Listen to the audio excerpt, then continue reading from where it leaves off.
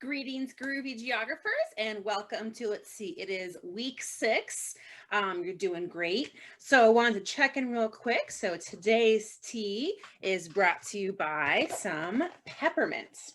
We're going caffeine free now because I've been having terrible sleep and probably because I have too much caffeine. So let's have some lovely peppermint tea to go with our study guide. So I want to check in a bit to talk about our study guide, but first we've got some awesome events happening. First of all, happy Purim to those of you who celebrate Purim. I wish all of you a joyous feast tonight. This is the last week of Black History Month, and Skyline College, of course, has more events to push us through this last week here. With the Poetry Club is doing a talk on specialist on activist poetry.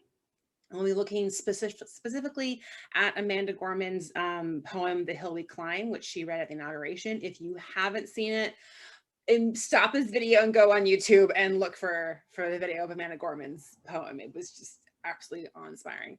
So activist poetry, specifically looking at Amanda Gorman's work, is going to be tomorrow, 2 to 4 p.m. to close out the end of Black History Month.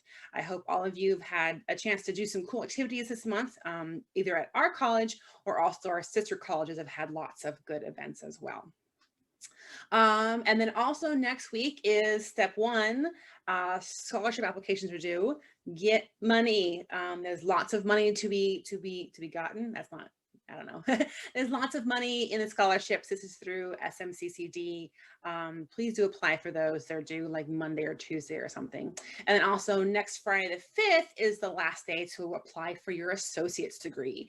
And so even if you weren't planning on doing any sort of graduation, just go ahead and turn in an application, because you'd be surprised how many associate's degree you may have completed without even knowing. So as I said, also happening on next week on the 5th is your first exams. I want to talk a bit about how to prepare for that. As I've mentioned before, I have an anxiety disorder and exams stress me out. In fact, my freshman year of college, before my very first exam, I was so nervous I went and threw up in the bathroom. So let's prevent that happening to you. So the study guide has already been posted. If it's not in the study guide, it's not in the test. So you can go ahead and focus your studying to that study guide. If you're able to make Chris's SI sessions, I definitely encourage that. As I said, he's taken this class with me before, so he's a wonderful resource. I also have office hours or tea time 5 times a week. If I could, I have candy here. I would share candy with you.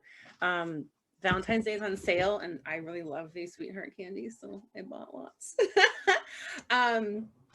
So yeah, you can welcome to my office hours if you want to go over anything. And of course, email me, message me, however you would like. Basically, think of the exam as just a long version of your quizzes. It's going to have multiple choice. There's going to be true, false. There's going to be some fill in the blank vocabulary words. You may have noticed that one new thing, some of the quizzes have a short answer that didn't get graded because it's a practice quiz. There will be short answer questions on the exam. So there'll be a topic that I ask you to answer in 2 to 3 sentences. And then the other thing that's different from the quizzes is there will be either a diagram, a picture, a map, or some type of image for you to read and then to answer some questions about. So do make sure that your computer is able to read either JPEGs or PNGs. I have both posted for you.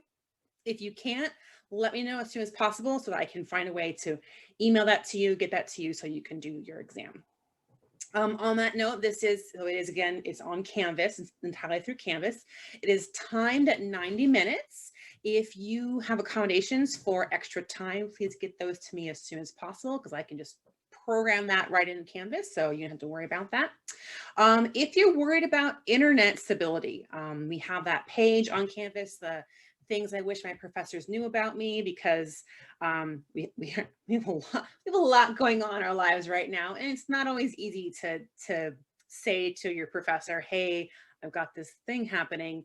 So this is an anonymous way for you to post things that you would like me to know to kind of help with the class without having me know your name. So something recurring I'm seeing on that board is issues with internet and issues with just being tired of this. I'm tired of this too, right? The computer stuff is not very much fun. But if you know that internet access is going to be a problem for you, again, it is a 90-minute timed exam. Once you hit start, you can't stop it.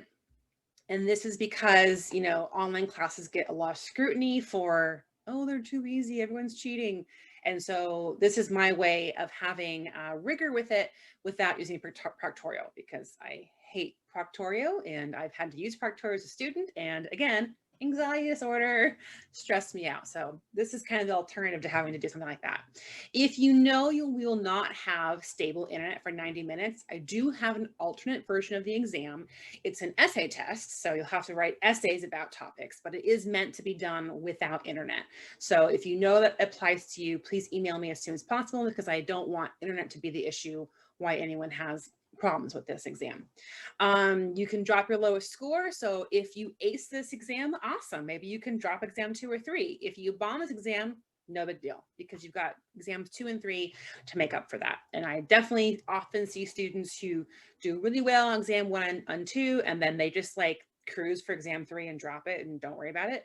I also see students who bomb exam 1 and then they take 2 and 3, do great, and bring their grade up. So I don't want this to be considered a high stakes, stressful thing for you. In terms of how to study, flashcards are my best friend. I definitely used to carry them around my purse and go through them on BART and the bus while waiting for the bus. So, anything that's bold in the lecture slides, make a flashcard for it, right? The textbook is lovely. I mean, I picked it, obviously I like it, but it is thick and a lot. If you only have enough time to review one thing, go with the slides over the textbook.